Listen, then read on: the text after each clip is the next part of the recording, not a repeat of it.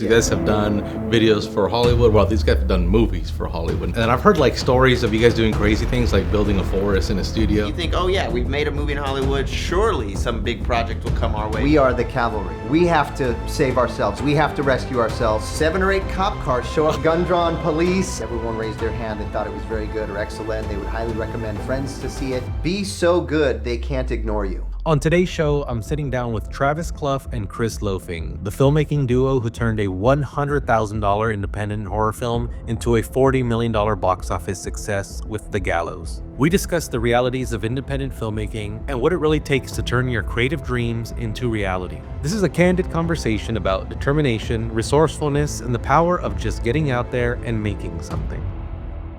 Hello, Travis and Chris. Thank you guys for joining us today on the podcast. We don't even know what the podcast is going to be called yet. So you guys are both founders of Tremendum Pictures. You guys have done videos for Hollywood. Well, these guys have done movies for Hollywood and stuff. So, and I've heard like stories of you guys doing crazy things like building a forest in a studio, and I want to get to that too. So right now, let's talk about Held. That's one of the latest ones I've watched. Can you guys tell me the story of like, first of all, how that project came to you guys, and then any like challenges along the way of making it? Yeah, absolutely. Travis, you should start on that because you were kind of the connection point there. So for the movie Held, it was very random how it happened. We had just finished a couple other projects and we didn't have anything currently going, and people that think that, oh, you've done something with Hollywood, now you just sit back and wait for offers to roll in, are mistaken. It will never happen that way. Yeah. As Mark Duplass has said, the cavalry isn't coming. And then you get to a point where you realize you always think it is. You think, oh yeah, we've made a movie in Hollywood. Surely some big project will come our way. Surely we'll get calls, and it's really and just it not doesn't. that way. And then you get to a point where you realize, wait, we are the cavalry. Yeah.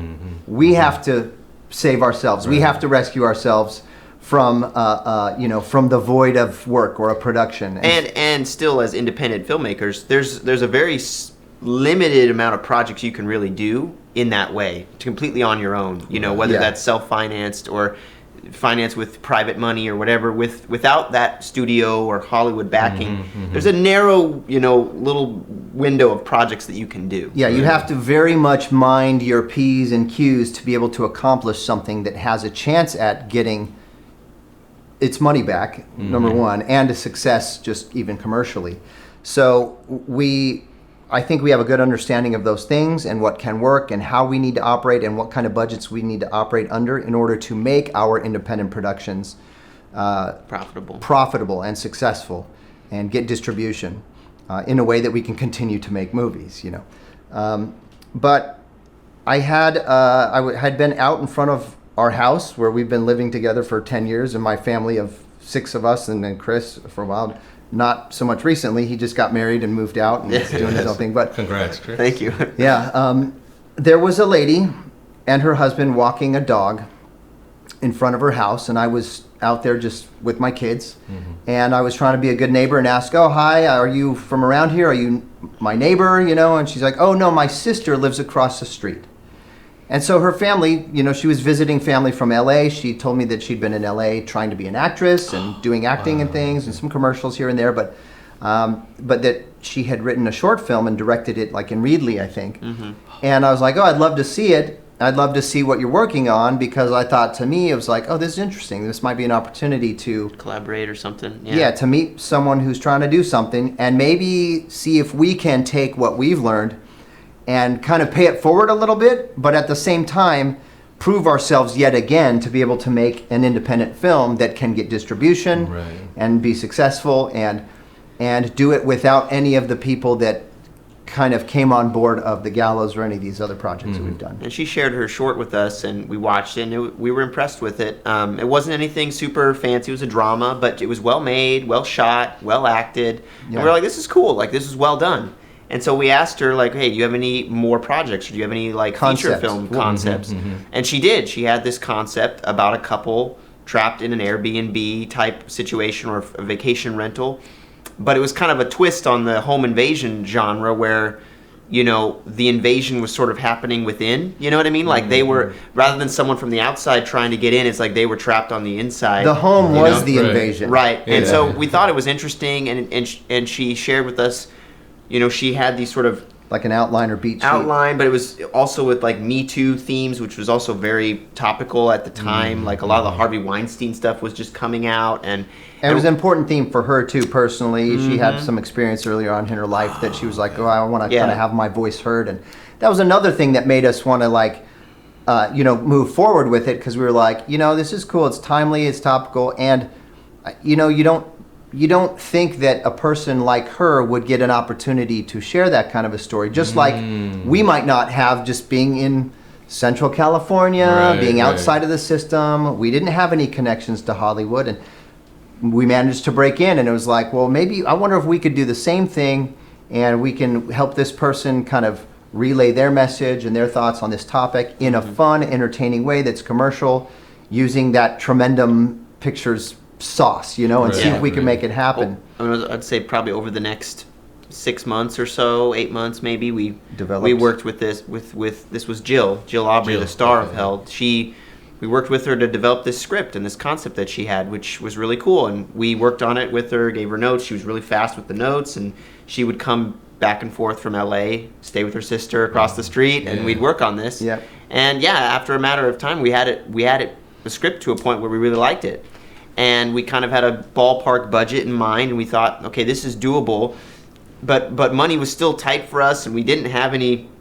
We had a few investors in mind, but still didn't have anything. We had a couple of friends actually that were like, "Hey, we want to throw in. We know how you did on your other movies, and we'd love to just participate as well." So we had a small handful of friends, but by and large, we financed the movie ourselves. Mostly ourselves. Probably. And it was 90%. It was money that we kind of didn't really have. It was like money that was set aside for taxes, and thankfully, right before we started the movie, we actually got a little bit of residuals from The Gallows that we rolled right into Hell. So big, we needed it so bad. So that was like good timing, but it worked out. We found scouting was a huge process because the house is such a big character in that film. The location is so integral. So scouting took a while. We saw a lot of cool, mid-century modern houses in the area, and the biggest, development happened when we met Nader Assemi. I don't know if you guys know the Assemis here in town. Kind of affluential family here in town. They own a lot of real estate. They might have even owned this building at one point. Okay. Yeah. But he's in real estate. He was showing us a bunch of houses, and there were some cool ones, but nothing was just right. And then at one point, he's like, "Guys, you know what? I could take one for the team. Why don't you guys come check out my house?" We're like, okay. We go and check out his house, and we're like, this is cool. It's perfect. Immediately when we stepped in, we felt this like strange futuristic feeling, but also still kind of vintage, and it was just a strange mix that was like, felt really right for the film. And a lot of the features in the house, like the shades that come down automatically, and things that we had in the script were already there, which was cool. The pool in the backyard, a lot of this stuff that was in the script.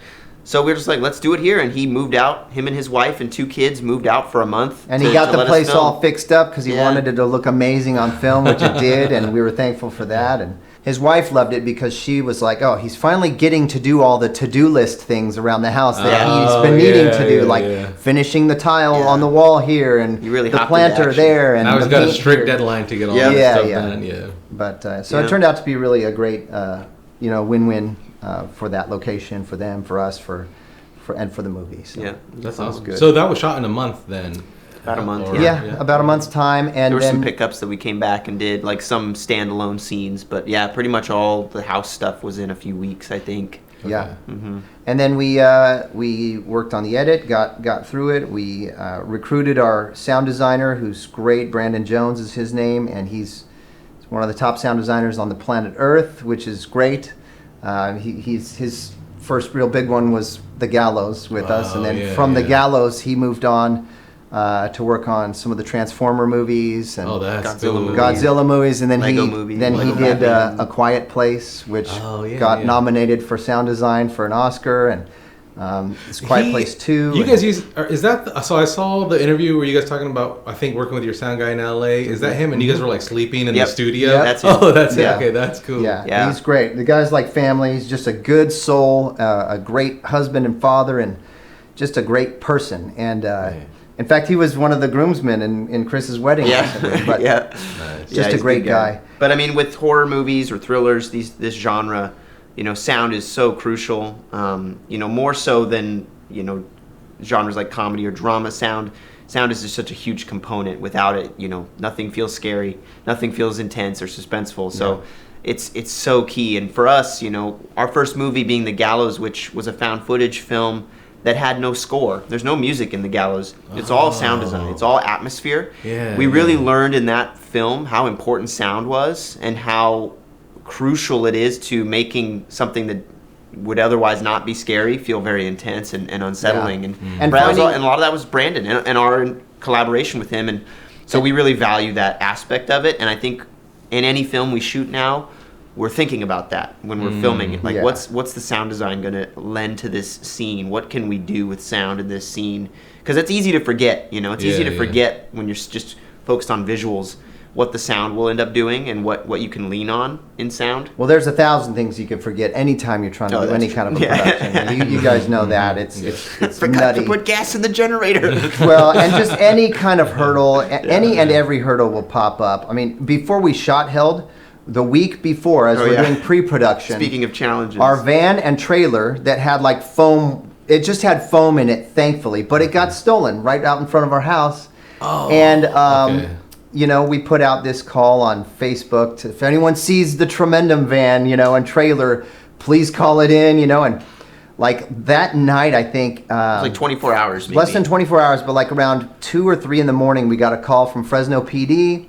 They said, hey, we found it. It's the van and the trailer. And we were like, oh, that's great. And we went down. There was nothing in it. Thankfully, it was just styrofoam that was in the back. It wasn't any equipment or anything. And it's funny because on the way back, they were like, oh, hold on. We got to clear the vehicle out of the system. So they cleared the vehicle, but they didn't clear the trailer. They forgot to clear the trailer. So when we drove through Clovis on our way home, some camera picked up the license plate on the trailer. And then we had 7 or 8 cop cars show up right out in front of our house, and we got it all on camera too. And we had security cameras that captured us getting walked backwards with our hands in the air to the gun-drawn police. Anyway, it was a hilarious situation. But what a way to kick off our prep week. For the movie, so getting detained.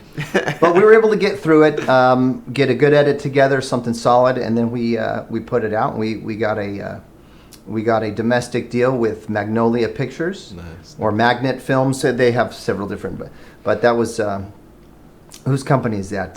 Good old Mark Cuban's company, Magnolia. And they put it out domestic. It was in 130 theaters in the U.S. when they were coming out of the pandemic, so theaters were starting to open up again. Wonder Woman 1984, I think, was one of the big movies. There were several other big movies that were doing well, but we were only in 130 theaters with pretty limited release. Very limited, very small release. But it was top 20 box office for its opening weekend, which was like, all right, there we go. And it went on to perform really well on Hulu. Like we heard, it did really well. It was in the top 10 of their psychological thrillers for a long time. Oh yeah, like most suggested for horror thriller, for especially around Halloween for the last several years. That's cool. So how was that? Because I know a little bit about how The Gallows was marketed. There was that whole thing, it's found footage, and the trailer goes viral. So how was Held marketed at all? We weren't super. We cut the trailer, I know. We gave them a trailer. They liked the one we edited, so that was cool. And we did provide a lot of materials for them to use in their social media posts and things like that. Like we had the props and the masks and the microphones and things to be able to do cool little social media. For a limited release like that, it's probably almost all digital marketing. I doubt they did any TV stuff. I don't think for that. It's when you get those big theatrical releases that they start pumping out TV ads and that kind of stuff. They drop tens of millions. Yeah, I'm pretty sure they probably kept it pretty tight and targeted on social media and stuff. But yeah, it was something that was profitable for them, and us, and it worked out. So it was like, all right, sounds good. What's the next one, That's cool. And what are you guys working on right now? Is any new films? We have recently just finished producing. We were the producers on a film and financing a film called Drive Back. It's a horror thriller as well. We have a friend. His name is Cody Ashford. He's actually a film teacher in Madera right now. I mean, he lives in Clovis, but he teaches film at Madera at a junior high out there at their technological place. And he'd been wanting to... We'd co-written a few things Yeah. together with Cody and recognized his talent, and just he's a good guy, good friend. And when this script came along, Drive Back, from a producer friend of ours, For us to direct. it was for us to direct, but we were like, well, Cody could do this. Like, this would be a good opportunity for Cody while we're working on some other things. So we asked him, and he said he would do it. And so we produced and we shot it all Two Novembers ago. November Okay, 2022. Yeah, up in Bass Lake area mostly, and it's turning out really good. I think it'll be out sometime this year. Yeah, yeah, it's a pretty strong film. That's my opinion. I like how it turned out. Cody did a great job. The edit's looking real good, and again, we got Brandon Jones working on the sound, and so it sounds amazing. Nice. And we got a great composer, Richard Breakspear. Anyway, we got a lot of really great people working on the film, so it's cool. Mm-hmm. You guys really love the independent angle, and that's very cool. I feel like if you do it right, there's way more upside. When the thing comes out. It's a love-hate relationship. I'd say love in the sense that you have so much control over your own destiny. You're calling the shots. You can be as creative as you want. You know your own limitations, and you can get to them, or you can even go past them if you're willing to. And then it's a hate relationship because you're poor and you don't have any support whatsoever. It's all on you. It's costing you your time and your money, and it's all a gamble. And it's all such a gamble. Wing and a prayer. Yeah. It feels like just no support. Like you're on your own. And right. but yeah. There's pros and cons to these things, but we've had success with every single one so far, and Held and now Drive Back and Gallows are all pretty similar budgets. The budget range is very, very similar on all of those movies. Well, it reminds me of like George Lucas, where he was like, I'm gonna go Northern California. He's I'm gonna do my own thing over there. But even he says, like, in order for me to be independent, I had to make my own empire. Because in order to get away from the empire, you need to build something substantial that's like self-sustaining in a way. So it's very hard. You definitely kind of have to get up to and build up to like a George Lucas type of a Industrial Light and Magic, or a Tyler Perry like in Georgia studio system, where it's like, hey, we're doing our thing, and Hollywood's just interested in everything that we're doing. So have you guys heard like how many pages Tyler Perry and them shoot a day? Well, probably a boatload, huh? Yeah, they were saying the studio for their own productions, they've gotten like upwards of over 180 a day. Wow. 180 pages. And this is like multiple productions. Going on. It feels like some of those are kind of like that system is a little bit kind of probably like the Hallmark system or the Lifetime system, where they've got scripts, they got like a team, and they just go out and they just churn it out, Right. But it's an audience for it. Works. It's a business, and it works. And I feel like if you do that enough, just by the power law, one of them is gonna do well. And I feel like Casablanca, when I think about that was made in the studio system where there's like the writer does this, he sends it off to these guys, and not on the project anymore, and they created at least one gem, within this thing. I mean, it's a good point. So I want to go back because my brain's all over the place.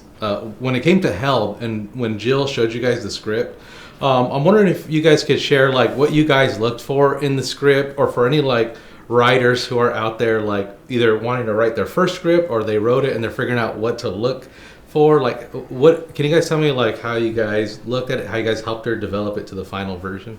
Well, for Jill and for Held, it was actually like an outline, because the concept was just very half. It was just like a thought, a concept.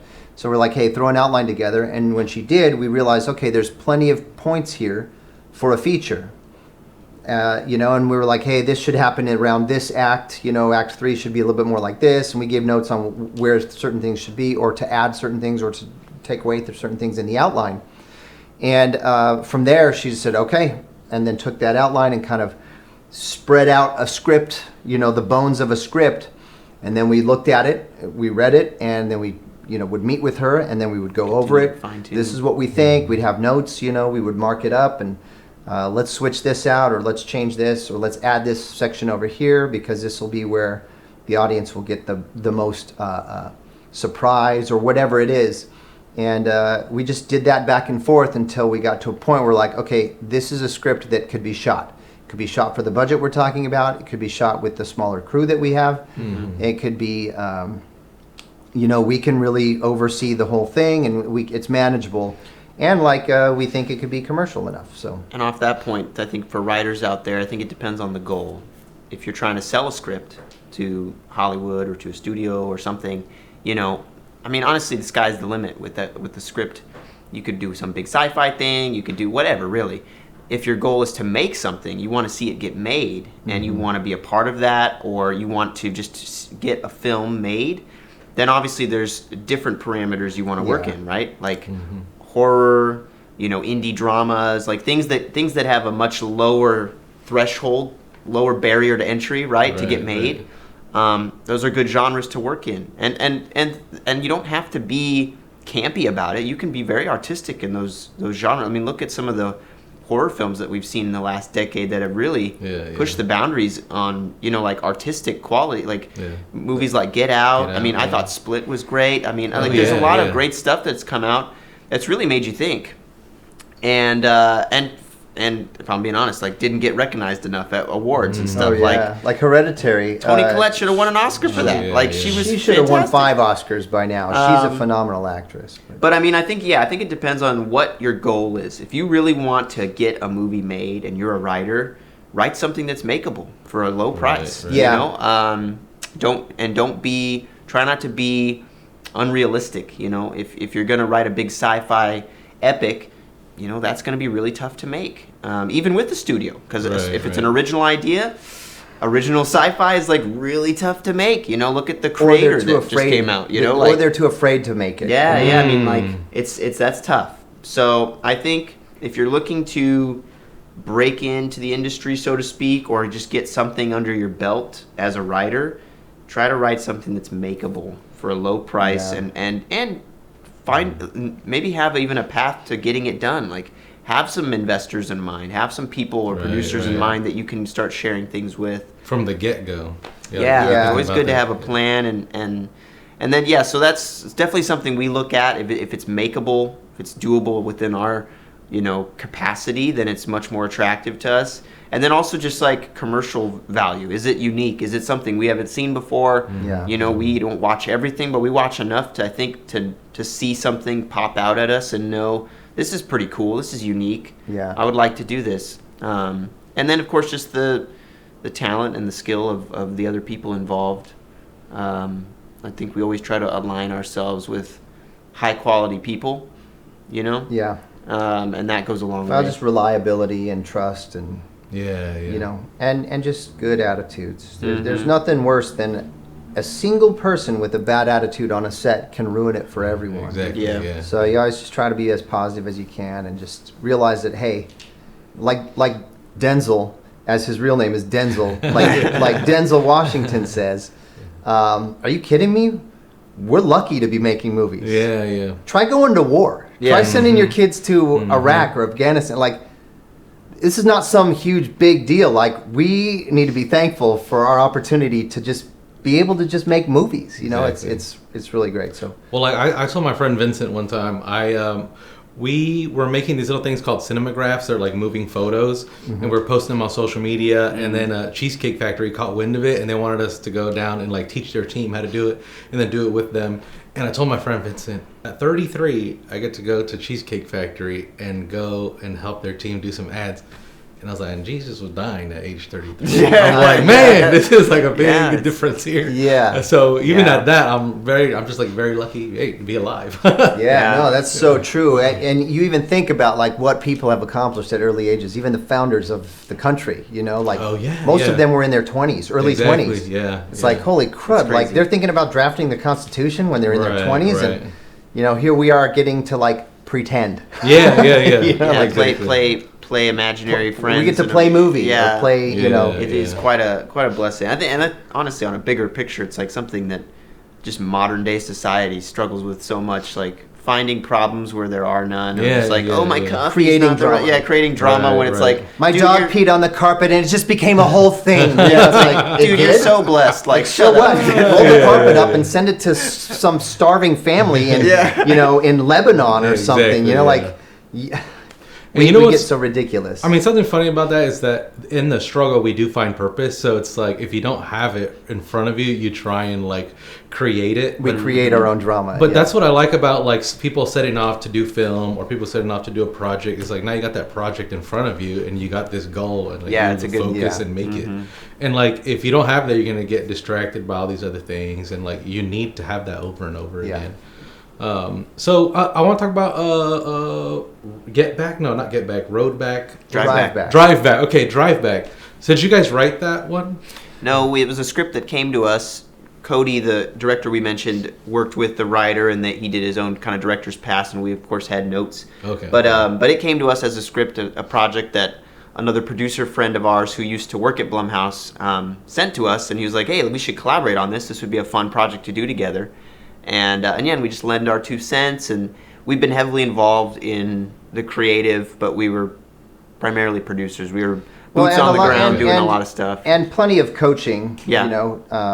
It was Cody's first. It's his debut feature film. And we Okay, wanted to do our best for him to get a great resume card that he could flop Right. down on the table. And something that we feel could be good at festivals, but also good commercially. Sometimes those two things are not the same. Exactly. Yeah. Yeah, Good yeah. festival run does not necessarily mean a good commercial run. Yeah. But if you can have both, that's pretty impressive. And we think the film is worthy of that. And for him, can be a good launching point.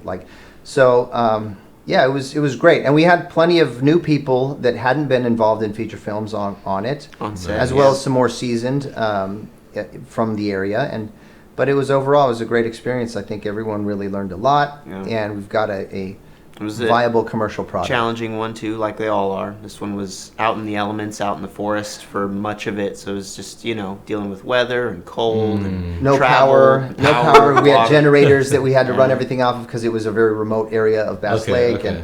and the pipes froze on us, so we didn't have showers in the morning after overnight shoots where talent was all Actresses, bloodied yeah. up, and a lot of and challenges. it was And it was like peak inflation, so gas was ridiculous, Oh, food was yeah, ridiculous, yeah. like it was just expensive, so over budget, all that stuff. yeah. But it's turned out really good, and logistically, the movie is much more difficult than Held. Logistically speaking, like what's Yeah. on screen was much more difficult to capture Yeah. than just 2 people in a house. Right. Outside So in the that's elements, something to yeah. be proud of, especially for Cody again having be it his first feature. It was pretty difficult. It was a pretty difficult shoot. Yeah. Well, then you're also dealing with like the sun changing, Yep. and Oh, you'll yeah. have like these hour windows for All this. of that. and- Yeah, it was tricky, but it's pretty cool. I'm excited to see where it goes. We'll see I where it want to lands. because you guys are like on the independent side, and you guys are like dealing with. I feel like you guys may feel this more than other type of filmmakers. And George Lucas has this quote where he's like, "It's not about whether you can make a good film; it's about whether you can make a good film under the circumstances." Yeah. Because Yeah. there's always circumstances. Yeah. Like for Gallows, like some things I know is like. You guys were about to film, and then they switched the set on you guys last minute, and you guys Yeah. had written the script for that specific set. So did Yeah. you guys have to like rewrite? We had to for replan that? a lot. We replanned a lot because we Yeah. were catering to it was Fresno High School. Fresno High School, yeah. We had that theater. And this was after multiple tours and visits and planning. And with even all the risk principal and management everyone, was yeah. risk management Everyone was writing on up board. We told agreements them our and- plans, walked through the scene by scene, all the stuff. Oh, yeah. It was all laid out, and then just Some literally out of random nowhere. person on the board called, "Hey, we're not going to allow it," and it's like, "Wait, what? We just had all these approvals. Like, who are you? Like, are you even?" Yeah. Okay, well, it was a shock, and then we ended up, switching to the Veterans Memorial Auditorium Theater in downtown Fresno, and but that was 2 weeks prior to shooting, so we had to go in and really rethink and recater all of our scenes to what we had there. And the whole production was very, I don't know if you're familiar with how they shot the Blair Witch Project, but it was kind of similar to that in the sense that the actors were just sort of handed the camera and given a certain sort of plot points they needed to hit, but a lot of it was blocked by them, walked through by them. Like we were kind of distant. We weren't really there, right in their ears, telling them what to do. We gave plenty of the plot points and, Sure. and expressed all the stuff that needed to happen in the movie, but we did give them a lot of freedom to move about the set. Right, right. Yeah. Yeah, it was interesting. What does like the rig look like for a handheld? Because I have no idea like the behind the scenes. It changed constantly. We had I so don't many know. different versions. So many we had different- a double stack camera one time. Remember the Panasonic, whatever that big one was. Yeah, on like a monopod or something. Yeah, and then the GH on top of that, and then we had a monopod and then a microphone pointing up so that it would be out of frame. okay. And like, a lot of weird stuff. yeah, a lot of weird stuff. Honestly, that movie was shot on so many different cameras, though. It's Yeah. funny. Right. It's funny how and then there were reshoots, of course, and many rounds of reshoots. we one of the other obstacles was we had an actress from the original film we did change her appearance within the 6 months that we said, hey, don't change your appearance. And then Blumhouse got involved and they said, hey, you might have to reshoot like 40%, smooth it out, make it a little less shaky in order to get a studio to really jump on board for a theatrical release. And then as we were getting together with the team and the talent to discuss, the reshoots, she showed up and just looked completely different. So all her stuff, which we were gonna keep, was gonna have to be reshot, making it more of reshooting like 85% of the movie. Right. And at that point, we were like, well, she doesn't really look like she fits the part anymore. What do we do? And so we ended up recasting, and we got Cassidy Gifford, who played her part in The Gallows, and we ended up reshooting again, about 85% of the movie, 90% of the movie, and redoing all the scenes that we were going to keep with that other girl in. And that was tough, because we didn't, no one plans for that kind of stuff. You just got to try to spot the hurdles as they come, and hopefully they're not so high that it's like jumping over a building. Yeah. Well, because I feel like a lot of people may be trying to do their own projects, and they see like hurdle after hurdle, and they're like, "Is it supposed to be like this? Is this only happening to me?" Yes, it is. It's not whether or not it's supposed to be like that. It's just the way it is. It's just It the way is it like is. that. Yeah. Yeah. Okay. Yeah, I love that. So then you guys like, so Jason Blum like loved the film, and then I forget who it was in your guys' interview together. You guys were saying, I don't know, it was someone from Warner Bros. That were there. They were saying that they loved it, and Jason's like, wait, that guy never. Or Constantine? Oh, It yeah, was Jason Lionsgate. Constantine. Yeah. Lionsgate. Yeah. He's like, he never loves my films, but he loves the guy. Yeah. That He was funny. saying Jason Constantine at Lionsgate. He doesn't like any of my stuff. He's kind of a horror snob. Was what he was saying. He's like a horror snob. So for him to like it is pretty incredible, guys. He's so funny. He's got this very, very Iconic, sinister kind of laugh, Jason Constantine liked it. It was hilarious, his reaction to finding out that Chris was one of the directors, being like, "What?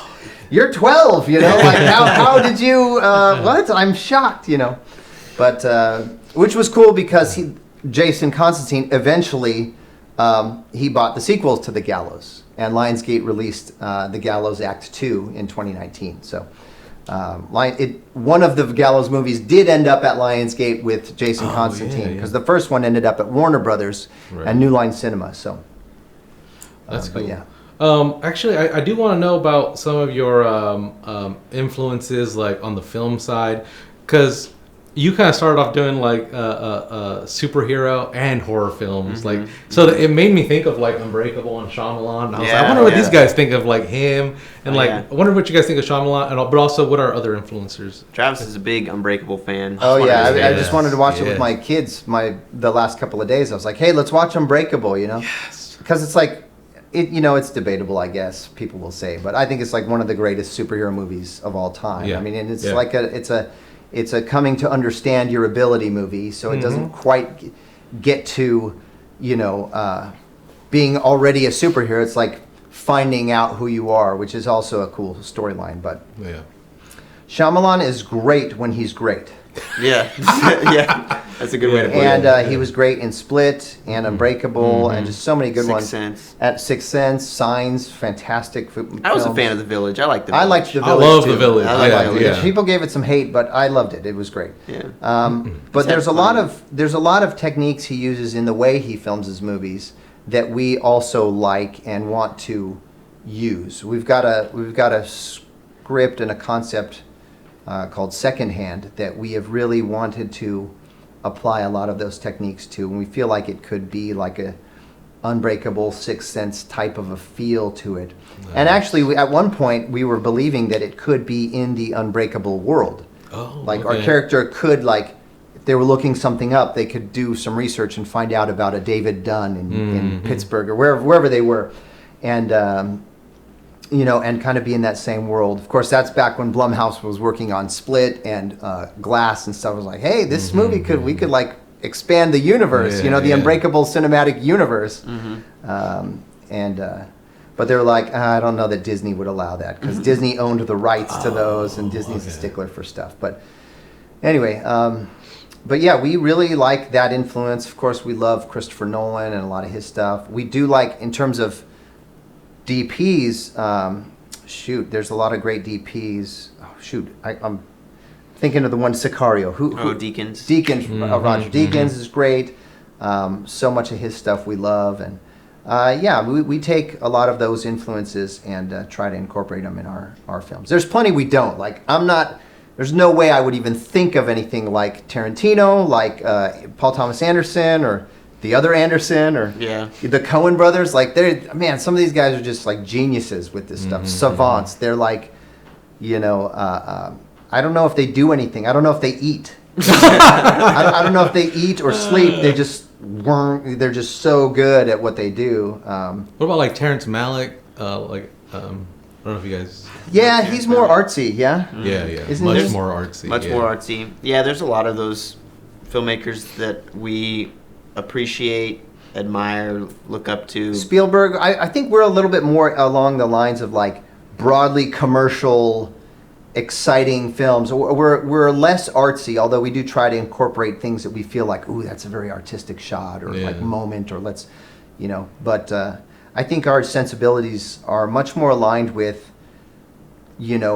general audiences. Popcorn. What the popcorn, Right. Scares, or the popcorn action, whatever those movies are. We enjoy them. We want to make them because it's what we want to watch too. So. Well, I had some skinny popcorn while I was watching Held. Okay. Nice. I heard you guys had to recreate like this cool forest indoors for a movie called Prey. Can you guys tell me about that? Yeah, it's kind of a funny story. We were between projects again, and we had just finished Gallows. Well, we were in post on Gallows 2, and Blumhouse approached us with a project called Prey. They said, our friend Cooper, who's kind of the VP over there at Blumhouse, he's like, guys, we got this movie. It's not working right now. It's not working. It's not even finished. Can you guys do anything with it? Can you fix it, essentially? And we watched this cut. It was like 45 minutes long. It wasn't even complete. And it was shot in a Malaysian jungle on an island. Yeah, in a Malaysian island, totally out there. And it felt like kind of like a Blue Lagoon, kind of like a island romance. And what they wanted was it to be more scary and complete and make sense, Right. Which none of those things were intact at that point. And there wasn't really a strong backstory as to how some of the characters got to be on an island. There's plenty of things that didn't make sense. We gathered a lot of our local, crew together to watch it with us. Kyle Jentz, a lot of these guys Cody Fletcher, Josiah, who's in Texas now, but Max Martinez. We gathered these guys together and we showed them this. And we're like, what do you guys think? Can we do this? Should we take it on? Yeah, should we try this task? And when we all watched it, at first they were all like, I don't know if it can be tough. saved, Yeah, I don't know if it can be saved. This would be tough. And then we started talking about, what about these ideas? We started kind of throwing things around there. Like, okay, yeah, that could work. And we ended up saying yes. And the two biggest kind of components to making it work were figuring out these jungle locations. And we had kind of two different ideas. One was utilizing real life trees and forest areas in Fresno that we thought we could make look like a jungle. And then the bigger picture was creating these specific trees and sets and caves that existed in the movie that we were trying to match. And that was where this jungle set came in the warehouse, over at the Windsong warehouse is where we used. Okay. And that was mostly Max Martinez. If you guys know Max, he's a local production designer, very talented guy, and he took the bulk of that on. He headed that up, and he put us to work on. Man, it was tough. crafting tough. some trees and doing a bunch of stuff. There were a couple other folks, Jason and Renee that helped. Like they got their CNC machine out and like Kind of cut 3D. out specific 3D. Basically took one of the main trees in the movie and created a replica of it. out of foam Out and of- wood and yeah. stuff. Oh, But I wow. mean, we Very cool. we printed these giant, like 40-foot long, whatever backdrops using Jungle stills from the movie. Like we took stills from shoot. the movie Okay. and printed them on these big cloths. We had a jungle one and we had like a nighttime vista one. And Well, there were a couple of jungle jungles, ones. a nighttime jungle, and then we also had like a distant island yeah, that's the out one I was over thinking. the ocean. We had like there were like islands in the distance. But we hung those in the warehouse, and then we started adding in all these fake trees. We actually got other real trees that were already cut down, just like logs, and we would glue leaves to them, and like it was vines. just a lot of detail Yeah. work. We got this like stash of vines and fake leaves from Monster City Studios. Like they had this stash of fake greenery that was like They got it from Industrial Light and Magic. Well, Yeah, actually, it cool. was like they bought a bunch of like foliage from. But it was a big, ILM. it was a big task. But when it was all put together and you threw the camera up on it, I tell you what, man, it just looked like a jungle. Like you couldn't tell Yeah. anything, and we're like, this is gonna work. They actually used that Yeah. to do a David Carr EECU commercial. Oh at the yeah, same Oh, yeah, time, yeah, where he yeah. was like Oh. doing a rap. you Yeah, know? they I used remember the- that That one. was our jungle. Yeah. in Well, their, so you guys had the jungle there. They're like, hey, we have yeah, it. like Let's hey, use let's used try it. to use this. Oh, yeah, that's so- cool. And then the Okay. practical stuff on location was actually at Dry Creek Park in Clovis. And well, this was pretty funny Oh, too. Cottonwood Park, Cottonwood yeah. Park, pardon me, Cottonwood Park. We have a pretty good relationship with the city of Clovis. We called up the city manager, and we had this spot in mind. It's by like an aqueduct, and there's like a little trail, but the trees look very jungly, in the background. We're like, okay, this is good for a backdrop, but we need the foreground to look a little bit more, wild and Unkept, untamed. Yeah. yeah. So we asked them if they could stop mowing the grass in the park for Yeah, like for a few month. weeks, like a yeah. month. Yeah. And they agreed. They agreed, and then the production got delayed a month, so it was 2 months worth of growth. It was like way up here to your knees, It was Oh, like, that was just really- like the basic stuff. There were wild ones that shot up even higher than that, which was great. But yeah, there were plenty of people on the Nextdoor app that were like, "What's going on at the park? Yeah. They haven't mowed it in Yeah, forever." yeah. And then we were out there with like our camper and our trailer and our gear and stuff, and it was like, "Is that something to do with the mosquito abatement program? Like, Yeah. what's going They on?" couldn't There's figure a it out. camper out there, and it's like. We spent the day out there filming a bunch of stuff, a bunch of montagey stuff, a couple of scenes, and Yeah. and it turned out like really great because it looked like a Malaysian jungle. And we reached out to some Malaysian people in town. There's a good section of Malaysians here in town, and they're like, "We'll be out. I'll bring my kids. I'll have them wear the Yeah. wraps and Look like natives. get them looking like natives, running around playing tag with the little white missionary girl that was on the island, and who grows up to be the main girl on the island, and it was just funny seeing all that and making it we come were, about. We were proud of how our stuff was able to eventually merge with the footage they got. It's pretty seamless. You It's can't, pretty awesome. You can't tell. That's yeah. cool. Now I want to watch the film just to like Yeah. see if I Yeah, See if you can spot it. Yeah, there's a couple scenes where it's literally, wide establishing shot in Malaysia and just jump in and it's Fresno and you punch in never- Fresno yeah. a year later. Yeah, years later. Same, Same actor. Same actor. Yeah. Which we had to pretty fly good. we had to use all the same actors. Had to fly actors from Malaysia, from New Zealand, from Australia. All these actors that they used over in Malaysia. We had to use all the same ones, and some of them had just like a scene that we needed to get. So we had to fly them all the way over here for a scene. It was 2 just funny. minutes. Yeah. 2 minutes filming, and Yeah. it was, tens of thousands to fly them out and get their passport, their visas, and all the things that they needed. Oh gosh, just for 2 minutes, maybe 20 minutes in the makeup chair and 2 minutes on camera, but we got what we needed, and it turned out to be a good thing. I think it's on Amazon Prime now. I think Amazon we Prime. Okay, watched on I'll that. check it out.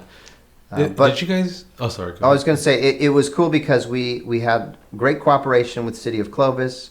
We had really good cooperation with City of Fresno, even the police department and ambulance, American Ambulance, local. They all helped in various scenes and things that we filmed, and it's just really, really excellent because there's not a lot of it that goes on. Everyone enjoys the idea of it. It's fun. It's magical making movies, and because it doesn't happen that often. people are very willing and excited to help out. We love that about doing stuff here in this area. So nice. Yeah. I mean, let's talk about that. This, you guys said screw the whole system, but you guys love to do. We like the system. The system is our friend. But this is like an aside. We're working on this documentary right now, and one of the production companies that wants to come in and help finance as well. We had a talk with one of our guys, and he was like, "Hey, this guy at this production company is like bad mouthing all the execs of Netflix on Twitter right now." I was like, "Do we want to go with these guys?" Yeah. I mean, it's fine to have differences, but like I think most of the people we've dealt with have been really, really cool people. I mean, aside from the entitled whiny actor from here or there, most of the producers we worked with have been really great. They say watch out for the snakes in Hollywood. But no, we had great representation at Management 360. We met with great people at Blumhouse, Cooper Samuelson, Jason Blum, and the team over there, and then at New Line Cinema, where David Neustadter is still big over there. Richard Brenner.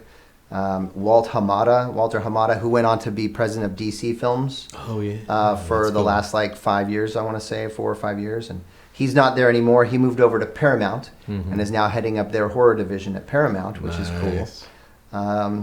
And then the people we've met at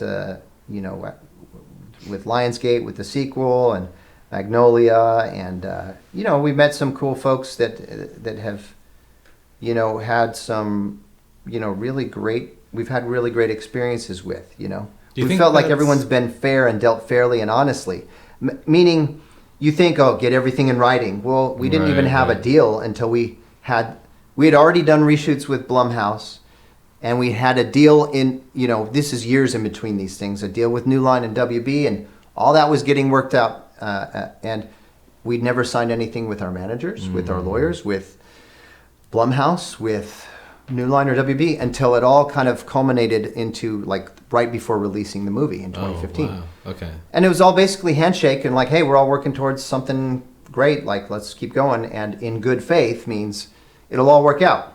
Right. Barring any unreasonableness from any party. And there was no unreasonableness from any party. So it worked out great. Do you guys think that that's partly on your end too, because you guys try and be easy to work with? Because I'm thinking where do these horror stories come from then? It's some guy's no, I'm not going to change my script. Yeah. No, there's definitely, I think it's usually someone being hard-headed about something. And I think we were a little bit at first. We were hesitant to make any changes or tweaks. And we were with Cooper, we didn't always take what he said. We would get offended, or even Ben Faulkner at we'd be why would we change it? It was so golden nugget. Why do we want to change it? And then we realized, look, these guys want to try to do what's best for the project. They have no intention of they're not trying to poke holes in what we did. They're trying to just see if they can help or if a certain idea can improve it. So understanding people's intentions, and then also realizing that, look, these are both Harvard guys that studied sociology and history of literature, and the guy named his dogs Rogers and Hammersteins, or whatever. And it's okay, they know what they're talking about too. Right. Let's get over ourselves and participate in a discussion and be open to what they have to say. I think we've been lucky because there are plenty of hard-headed people. We certainly don't want to be hard-headed people ourselves.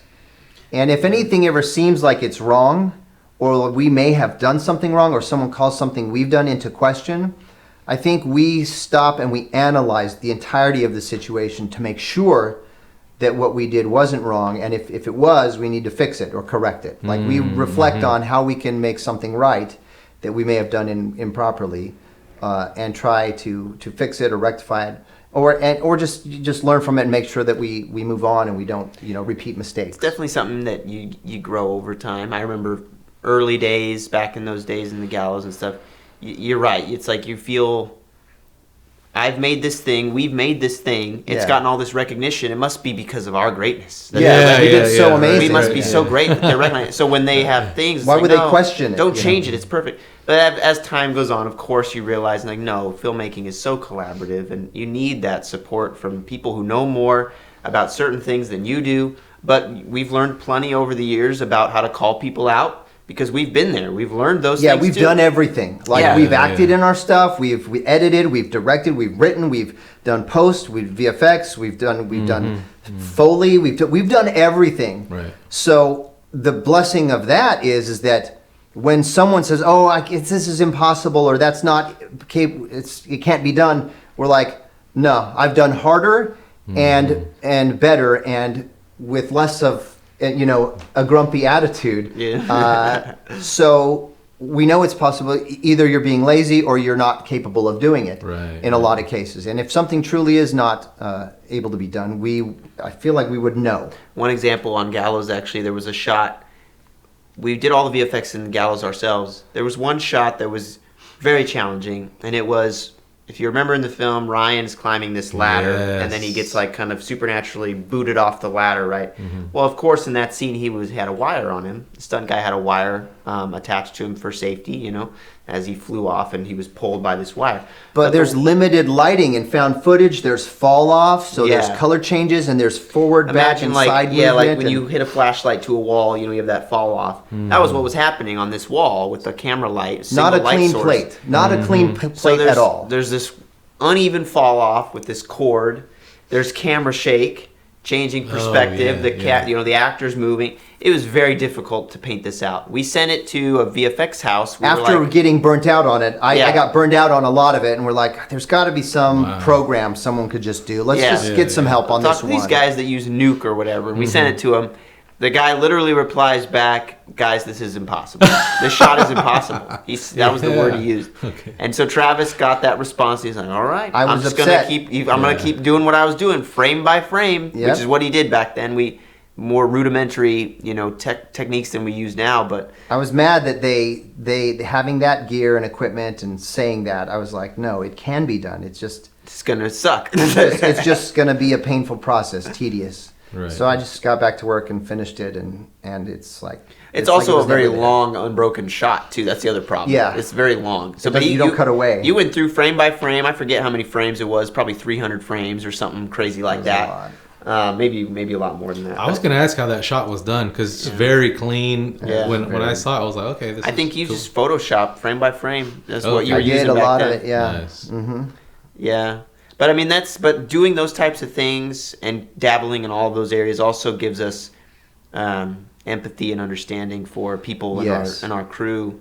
When they say, "Hey, this is going to be really hard," or "Hey, we're going to need extra time to do this or that," it's like, okay, yeah, I get Yeah. that. We've been there. We'll Yeah, devote yeah. it and dedicate it because we know how tricky certain things can be. Yeah. And man, if you can take an extra hour on set to save someone 30 hours in post, Yeah.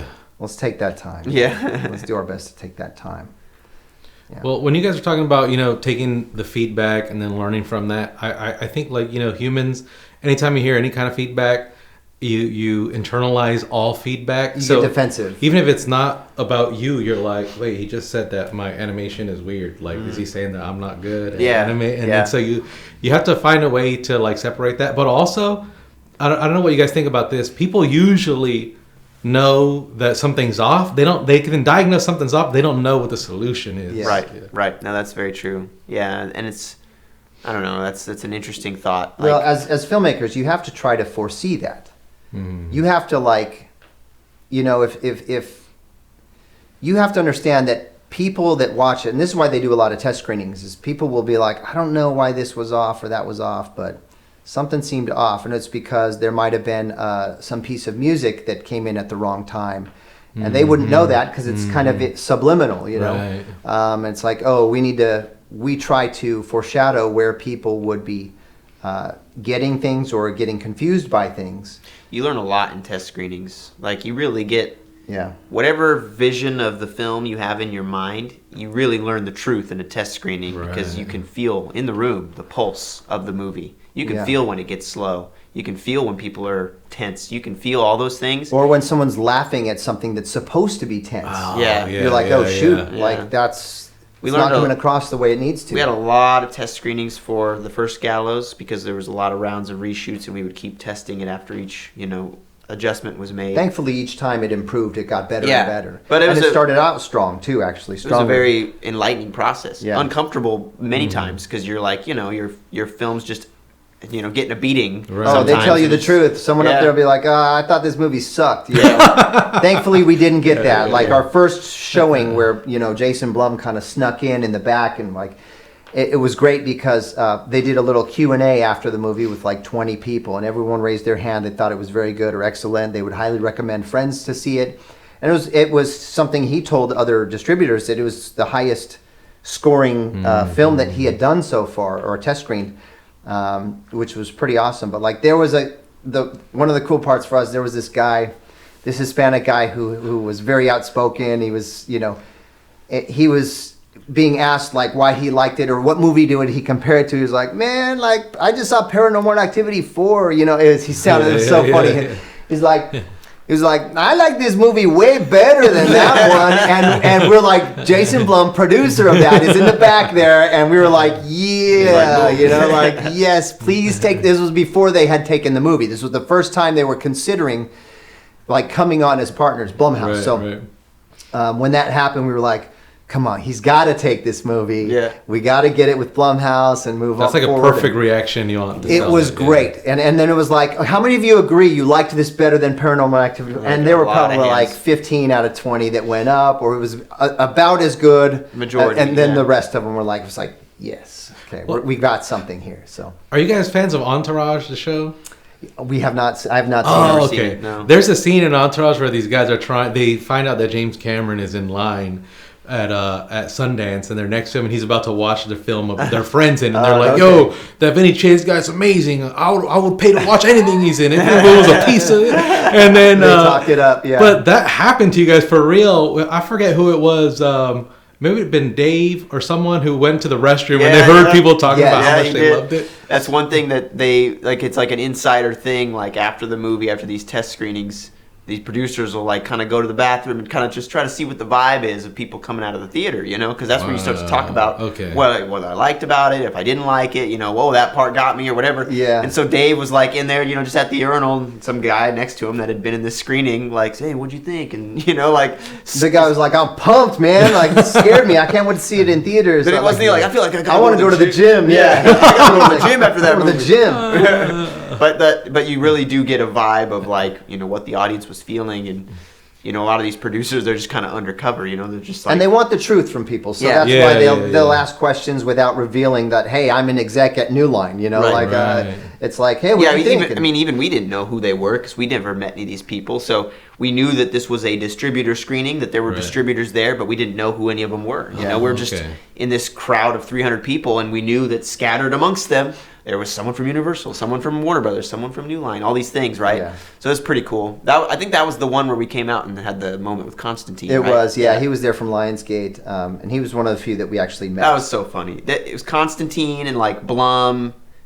Well, maybe not Blum. It was Constantine, Cooper was there, Cooper, and all these executives, Dean. and Travis were in this like huddle, like this circle, and they were talking about the movie. The movie had just gotten out. Oh, it was great screening, blah blah blah. Oh, how'd you do this, blah blah blah. And then I come up with my backpack, because I always carried my computer laptop and was my in stuff there. in my backpack. I come walking up 3 feet shorter than all of these guys. Our manager, Dean, was like, oh, here's Chris, the other director of the movie. Yeah, and I I'm was like, come, hey he's guys, like, what? He's like, are you Are kidding? you kidding? Yeah, that was hilarious. Are you kidding? Yeah. It was awesome. Super funny. So what advice would you have for like other people who are trying to break in to the Hollywood world? Like now that you guys have done it. There's all sorts of ways to do it. I mean, I think it's difficult to do it the way we did because the industry has changed quite a bit. They're not like, the big studios can do their own stuff. Yeah. They don't need indie films. Mm-hmm. So indie films still have to kind of break out on their own, and Steve Martin quote is really what it is. Yeah, Steve Martin said, "Be so good they can't ignore you." Right. So you have to be so good they can't ignore you. I mean, Another great example, the recent one, that kid that made what do they call the back rooms? Yeah, He was just making all these like CG. That's so good. I love that. The quality of what he was putting out was phenomenal, right? Yeah. And it's like, whoa, those are all computer generated. That's crazy. yeah. Again, be so good that they couldn't ignore him, and they didn't. And now he's got a big movie deal to make those Right, movies. right. And James he's like Wan. 18 years old or Yeah. something. It's crazy. But I mean, that's what it takes, I think, in today's, because there's so much content out there, obviously, that if you're going to go out and make something and you're trying to get noticed, it needs to be the best you can absolutely do. And if that's something you need to learn or get better at, great, work towards that. If you need to Find people. combine with other people to have those talents, then great, do that. Make good friends that are talented. And it is tough. I mean, at the time we did Gallows, that type of film, the low budget horror film or the micro budget horror film, that was still kind of new. Like, it was still kind of new and hot, and not a lot of people were doing it yet. Now everyone's got their own low budget horror film, and it's just everywhere. So I mean, even in horror, you got to really stand out, and it's tough to do that. It gets harder every day, I feel like. But you can hone your skills so much easier now. Honestly, it's like you could tell someone the exact formula, and most people will still not do it. Yeah. But the formula is go out and shoot stuff on your phone. Find someone who likes to do stuff with lighting and test it out. Work together. Just like more of as just honing skills. And you're not going to make money on it right away. In fact, you should volunteer. Like, we still help people all the time to our detriment in a lot of cases. But like, we want to see people make a movie or do a short or whatever. So like, we'll donate equipment sometimes. Sometimes we'll show up and help or give advice. The age of social media also is, obviously there's a lot more content, but you can also connect with people a lot easier. One example, we had this action comedy pilot we were shooting, and we had this one role where we wanted like a kind of a John Candy type, Chris Farley type person to play this role, and we couldn't find anyone. We just couldn't find anyone. We were casting on LA Casting and all the normal sites. And one day Travis is like scrolling through TikTok and he sees this guy that's just super funny and looks like that type of a character. Perfect. And he just reached out to him on TikTok. Just sent him a message hey, do you want to audition for this thing? And we sent him the sides and he's auditioned, and it was hilarious. And we're like, boom. So and he wanted to do it. Colin Everett is his name. He's super funny on TikTok. Yeah. He's like a John Candy, Chris Farley type of guy. But my point is, like, if you're looking to make a film, if it's a sci-fi film, start looking at people who are great at VFX that are making cool stuff on the side. If it's a comedy film, start reaching out to funny, influencers or people that you might want to align with. There's so many opportunities out there with that kind of everything's at your fingertips. Whereas back in the day, Spielberg's day, his only option was sneaking onto the Universal lot. Illegal. Right. So it's just a different era. There's a lot more out there, yes, to compete with. But there's also a lot of opportunities and ways to learn without spending a dime. YouTube. You can learn anything on YouTube now. Exactly. It's cool. Well, I like one thing you said, like, hey, if let's say you got a script, look at this guy who's doing special effects, if he wants to come in. Because, like, once you tell someone what you want to do, or once you tell someone that you have a goal, it's very easy for people to latch on, and then it becomes like a movement. Momentum. Get the momentum. Yeah, but for starting out, like, I helped out Matt Sconce. I went on to help with his thing. He came up here from film school in LA to do his short film, and I was like, I could do stunts. I can act in it. I can help. I was just trying to help in any way possible. There were other things that Justin was doing at Blur Media here in town, and I was like, hey, I'll help you with this Spanish-English translation video that you're making for Spain. Like, my wife and I went, and we ended up getting paid like $50 each. I was like, dude, that was awesome. I was willing to do it for free, and offering to help. But I gleaned a lot of information from all of those people and things in those times. And then I just was like, okay, sweet. Like, I feel like I could write something or come up with something and then start shooting and experimenting, and then just did that. And then Chris and I met, and we kind of developed our thing, and we did the Gallows. And there's nothing more impressive, at least to guys like us, than when we see someone who went out and made something just on their own. We had this just recently. There was a kid we met, high school senior, right? Noah Lily White, right? Yeah. He's a high school senior. And he's like, I made some films. I was like, well, we'd love to check them out. He sends us this, like, school film he made. And it's like a freaking period piece, like... a period's fantasy piece with knights and dragons. A dragon and I'm head like, and tail. It's really cool. They built and that I'm like, stuff. And you did this all yourself? And he's like, yeah, he's all humble about it. I'm like, dude, this is, and it's like 30 minutes long. It's like a legit short film, almost a feature. Anyway, but he went out and made it, and even if you feel like you're not at that level yet, it's still very impressive when you just go out and make something and you have something to show. And that's been our mantra our entire careers. We've always leaned more on our execution skills. We go out and shoot pitch trailers, or we make a pitch packet. Then we go get financing after that. Yeah, but we prove that it can be done in a trailer or a concept short, and then we do it. So, like this kid Noah, we were like, okay, well, we just want to find something that we can kind of set up with him to kind of shepherd him into like a, kind of help him.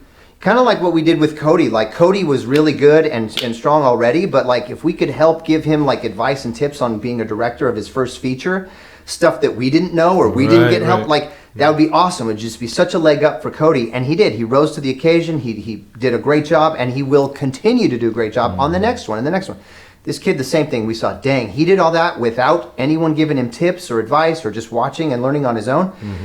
We feel like, man, we want to help a guy like that because we know he could make something, but with our help, he could make something even better and much more commercial, and then we could get it to the right people and have it be a big thing. So, we get inspired by that stuff to want to dedicate our time and our, like, who wants to waste time teaching someone something, Yeah. Like, ain't nobody got time for that, but if we see potential and that they are like hungry, it's like, okay, we're not casting pearls before swine. This is a person who will take what we give them and implement and improve, and they'll double and triple and quadruple their own talents, and then we can see something amazing happen from that. And it feels like that with certain people that have gone out and tried to prove something and done things. So that's what we say. Go out and do it. There's no excuses. We shot The Gallows on cameras that are far inferior to the cell phone that you have in your pocket right now that shoots 4K, 6K, and cinematic mode. Raw. It's like, it's insane. So there's no excuse. But that, again, hey, if it were simple to do or if it were easy, more people would be doing it. Exactly. There's still the motivation you got to have to get out and make things happen. That execution and getting through all the hurdles that are going to come up anyway. Yeah. Well, I feel like that kid inspired you guys just the way you guys sort of this kid inspired and impressed you guys in the same way that you guys inspired and impressed Jason Blum, because he saw what you guys did with a super low budget and was impressed by it. Oh yeah. But you guys were like, okay, even though we already made this film, it came out and was a hit, we're still impressed by this guy who did so much with so little. Just the fact that you could do that is cool. Yeah. Yeah, let's just talk about. I was gonna reference a game theory thing. They did these game theory simulations, and they found out, okay, who does better, a group of people who just takes and takes and takes, or a group of people that gives and gives and gives. And they find out that in the short term, the takers spike in success, but over the long game, the takers lose, because what ends up happening is all these people have interactions within the same market, and the same market realizes that the takers, all they do is take, and the givers incrementally win over time. Wait, are you talking about the government and then the people? Yes, they just keep taking and taking and taking, and I think the people are sick of that. Which is why there's fewer people in California as of recent. But we left. You left. Yeah. That's a great it's absolutely true. It's true for the government as well as it's true for just companies and for especially creatives. That goes back to what Travis was saying too about, helping people out on set, or giving your time or your resources or tips or whatever it is to someone willingly. It always comes back. It comes back around. You end up helping someone out. One day that's going to come back and bless you in some way. Even if you don't know how. If you can't see it, it's okay. Yeah. But it always does. And I think as time goes on, we've seen the fruits of that more and more, with people kind of bringing opportunities to us, coming back to us, years later after we've worked with them and saying like, hey, you guys want to do this? It's happening now on a few things. And it's cool when you realize you left a good enough impression before that they wanted to come back and work with you again. And they understand your work ethic. That you care to put your best foot forward on everything that you're doing. And that's another great tip, I think, for people looking to get into anything, if it's on-set work, camera, writing, whatever, is just leave a good impression, be a good person, help out, those things speak volumes. Our crew on The Gallows, We had two guys helping us out, Richie and Tyler, neither of which knew anything about movies at the time, and they were very young, 20s. We barely knew anything, and they knew even less. way less. But we had them on because they were good guys, and they were willing to do whatever they needed to. They wanted make to be it better. part of it. Yeah, and they rocked. And we've still been working with them all this time. Like in even fact, now. Tyler, who auditioned for us as one of the He students, was 17 when he auditioned. he has since written and directed 2 feature films of his own, several shorts, and he's been on most of our projects. Probably all of them. Probably all of them. Yeah, he's just like, and he's like, hey guys, when are we doing it? When are we going? Let's go. There's been several people that's been cool for us to see. Several people who were in totally different lines of work or doing, whatever, join us on something and then see their trajectory change to being in movies or being on set or being, for Brandon, going from working at like this sound restoration place and then going, boom, doing his dream of being a sound designer and like being that sort of connection point for some of these people.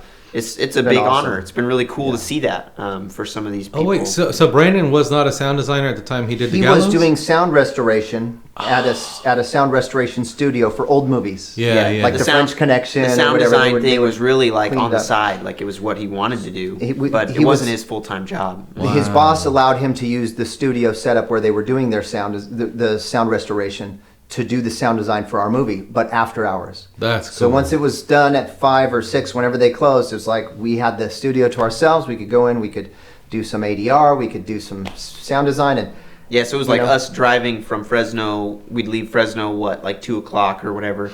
Get there at 5. We're out when Brandon's finishing his workday. And then we'd start sound designing The Gallows into the wee hours of the night. order some Domino's, Yeah. Domino's pizzas, and Till 2 a.m. or whatever. And then we just drive back to Fresno. And we'd get back at 5 in the morning or whatever. And but that was what it was. It was just that. And that was his first feature. That was like his first feature. I think there was one other doc that he might have done, but that was his first feature where he really was able to let his sound design shine. Wow. And from there, he was asked to sound supervise It 1 and 2 after that movie. He passed on that because he felt he needed to learn more.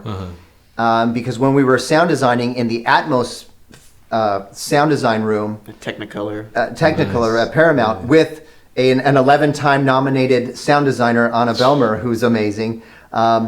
She did one of those Back to the Future things. She called E Square, which is like the top. They did like the Dolby, the audience is listening. They're like amazing. Like unto like a Skywalker sound. Yeah. So she called, she said, hey, that new sound designer you've been looking for? Well, listen to this, and she introduced Brandon to them, and they were working on Transformers 5 or about to, and they brought him on. And so that, Godzilla, just a bunch of these big movies, and he's been the sound designer on A Quiet Place, 1 and 2, and then 6 Underground with Ryan Reynolds, Detective Pikachu, The Flash, just all kinds of huge movies. It's basically the top of the line sound designer, and so anyway, it's awesome to see that kind of stuff and see that kind of growth and development in everyone that. But again, massively talented guy, the best in the business, so good at what he does. But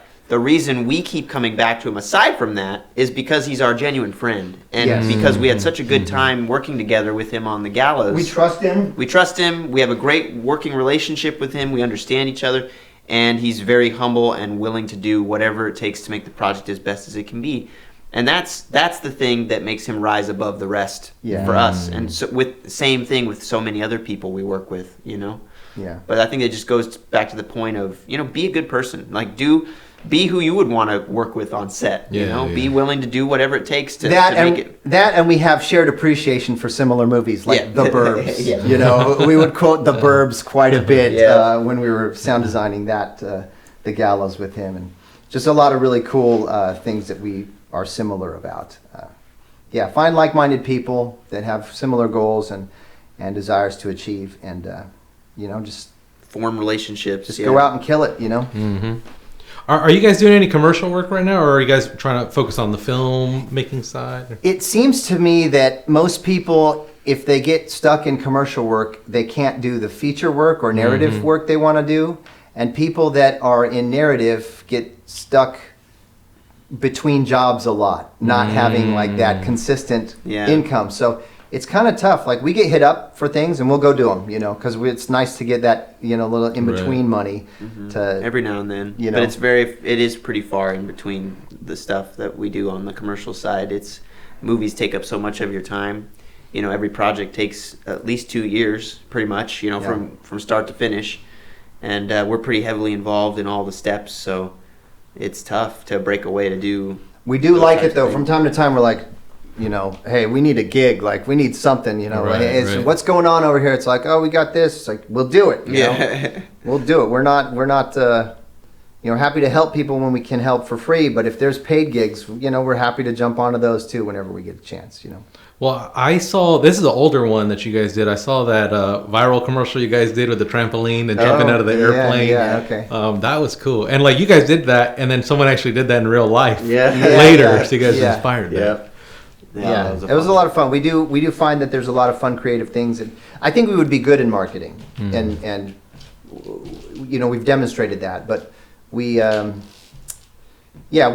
lot of the marketing materials shot for The Gallows and other movies is stuff that we've shot purposefully to be marketing materials outside of a script or whatever. We'll shoot side stuff that can serve as marketing materials and social media bits and stuff. I think we have a good mind for that kind of stuff. But yeah, we'll pick up side gigs, Cool. We'll give Fresno a little shout out here then. If you guys just talk about, you guys are filmmaking in Fresno, you guys are based out of here. What's it like here with the people, with the city and everything? We've always we've made all of our projects here in Fresno, Central Valley, Clovis, Fresno area, and it's great because it's welcoming. It's still magical here. People we work with here find that making movies is unique to this area versus LA or the Bay Area. It stands out, and people are generally very welcoming to it, very helpful. They want to be a part of it. Yeah, a lot of times in LA, like when the cops show up to a set, it's to check your permit or to have you, shut you down. Or I have some friends that are like, oh, it's for them to be like, hey, spot me $100 or so, and I won't harass you or whatever. Up here, you'll have a cop show up, and you think that might happen. But then they're like, oh no, I heard you guys were doing this. They gave us a heads up, but I just wanted to see. It looks cool, And it's like, oh really? Well, are you a fan of The Walking Dead? Oh, dude, totally. I rewatch every season when when the new one comes out. Okay, well the actor we've got over here, he's in the most recent season, and he's like, what? Oh, dude, I recognize him.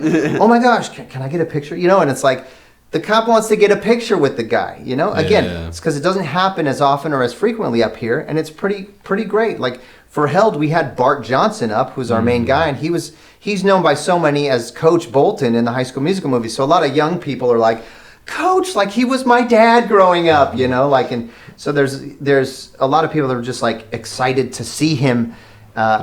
We had King Batch. We filmed the pilot with King Batch up here. And we went to Doghouse Grill, and all these people were like, oh, it's King Batch, what's he doing up here? Like, oh man, hey, so good. And so people are so excited, genuinely, and they want to help, The fence, the old fence wood we used for the Gallows platform, we got from a fencing company, some of their old wood that was going to be destroyed. And the person that owned that business was the son of our current mayor, Jerry Dyer. And so Mayor Dyer knows about this kind of stuff, and he's like, oh, I want to see success. I want to find a way to say yes to projects, and Fresno's also very diverse, not only in people, but in the places around here too. Downtown looks like it could be downtown LA or downtown some kind of big city. But then you've got suburbs, you've got Old Town Clovis, you've got farm, you've got mountains, and a lot of different variety around here for locations, which has been great. We've been able to make it look like anywhere. And different groups of people too. Like I said, we were able to pull Malaysians in our Malaysian island concept. You've got all kinds of Armenian, Hispanic. You just got a swath of different cultures and stuff in this area, which is really cool. The biggest Hmong population. The biggest Hmong population. You got Laotians. You got a whole bunch of different cultures and stuff, which is really cool. So awesome. That's been really fun and inviting and helpful. The other perk too is that it's only 3 hours from LA. So a lot of our actors that come up from LA, it's no big deal. They drive up, they stay for the week, and then they can go back home on the weekends, be with the family. Like it's not as far away as people think, you know, and Yeah. that's always been, Right. you know, at first glance, people are like, Fresno, how far away is that? You know, they break out the map and then make the drive, and it's like, actually, that wasn't that bad. You know, usually, even like if we wrap at, say, 9 o'clock at night, most people will be like, yeah, I'll just drive back. You know, it's not that big a deal. Like, you don't need to keep that room for me. You know, Yeah. people will do that, and it's a lot less hassle than they think initially, and then they end up really liking the area. They like the people. They like, you know, the environment and the feel up here. We've had a lot of actors from LA that Yeah, they're like, come dude, to love anytime, Fresno. anytime you need me for anything, I'll come up. I'll, you know, participate. So it's cool to get that from most of our folks. So it's great. The one con. There's plenty of pros, but the one con that comes to mind for doing stuff around here in Central Valley is that fewer people understand the process. So you have to give yourself enough time to kind of introduce, I like, see. we shot something for the Gallows sequel at Scoops and More in Clovis, downtown Clovis, Old Town Clovis. And the store owner, Cora Shipley, she's great. She didn't quite understand the magnitude of what we were going to be doing. It's like, no, we're going to rent out your place. And we took it over for the whole night, you know, for this shoot. And she was like, oh my gosh, it's like a tornado in here, actually. Like, what's going on? You turned my refrigerators off for my ice cream thing and this. It was like, just for sound. It's just for a little bit. But if you leave things better than you find them, I mean, we mopped up afterwards. We moved everything around. We mopped the whole floor. We did all this stuff, like plugged everything back in, you know, got it looking spick and span, you know, it was like really clean. And she, at the end of it, she was nervous while we were there, but at the end of it, she was just like, well, that turned out to be pretty cool, you know, kind of a thing, you know, and like, so people don't always understand like what the process is. We need releases, you know, location releases, you know, we need to borrow your house. We're gonna have lights. We're gonna have lots of people moving around, a lot of moving parts, but we're gonna leave it the same in most cases, but most cases even better than how we found it. Just for that level of respect that we want to give to the locations that we use and the people that we work with, and so far we've been able to do that. Because people will give us their location for free or very, very cheap in Fresno in this area. That's another perk. But because of that, we try to treat it with, you know, the utmost respect. We actually, one of our main investors on the Gallows, the reason he invested was we created a really killer trailer, and his kids were in the room, and we're like, Dad, you gotta like give these guys money. They're gonna make something cool, you know. And he went for it. But is that we filmed something for my very first film at his house. He had this beautiful backyard and swimming pool, and we filmed all night. It was a summer party in the middle of December, and I had my good buddy jumped into the pool 12 times, and we used the first take, so he didn't have to jump in that cold water so much. But when everyone was gone and we were packed up and cleaning up, I went in and I started washing the dishes that we used. Yes. And he's like, "Oh, you don't have to do that, Travis. I have a housekeeper. She'll get to it." I was like, "No, I got it." You know. And we did that, and that was something that stood out to him as like, these guys are gonna take what we give them and they're gonna do the best with it that they can. And I feel like that's gonna be something pretty incredible. And because of that kind of, you know, that just kind of commitment to making things good and right and as good as possible, and leaving things better than we found them, you know, he was like willing to give us a good chunk of money, you know. I mean, I guess it's not that much in the grand scheme of things in terms of making a film, but you know, when you're getting in the tens of thousands of dollars from someone who's just like a collections attorney guy, you know, like that could come after you if you don't, you know, come through on what you're doing, you know. Exactly. But that was something that gave him confidence in us to do right by him and his money and his investment and his experience. So. Yeah, I love that story. He saw you guys were good stewards of the house, and so he's like, these are going to be good stewards of my capital. Exactly. Yeah. That's awesome. Maybe we could just finish up, and then you guys can, if you guys even want to, right into the camera, let people know, like, you know, how to follow you and what to expect from you. Cool. If people want to follow Tremendum Pictures, they can go to our social media stuff at Tremendum Pics. That's pretty much it. At Tremendum Pics on Instagram, Facebook, YouTube, TikTok. We have TikTok, right? We do. Yeah. Okay. We don't do much on that one, but most of our stuff's on Instagram. We'll put out like local casting calls for extras or people that want to participate, or people that want to be PAs and stuff, or interns for shoots that we're doing. So yeah, that's a good way to get on our radar. We've had a lot of people send us, direct messages or emails, just saying like, hey, I'm in the area, I want to work or want to intern, whatever it is. Or want to do a podcast, or, And then just get on our radar, and then we, do our best to get back to them. So. Yeah. Cool. Well, I'll just say to the camera, thank you guys very much for, thank you guys very much for agreeing to come in, and you guys shared like some really cool stories. We're going to cut this up, and I think it's going to be useful for a lot of people. So I want to thank the Tremendum guys on camera here. Go check out their stuff. They have a hour and 44-minute long video talking about like the Gallows from beginning to end. I think it's one of the coolest single videos from seeing like from the inception of where these guys started with film all the way to the release, the end, and what's next. I think that's a very valuable piece of video for anyone to watch. Thanks for watching, guys. Peace. All right, I think that's it. That's a wrap.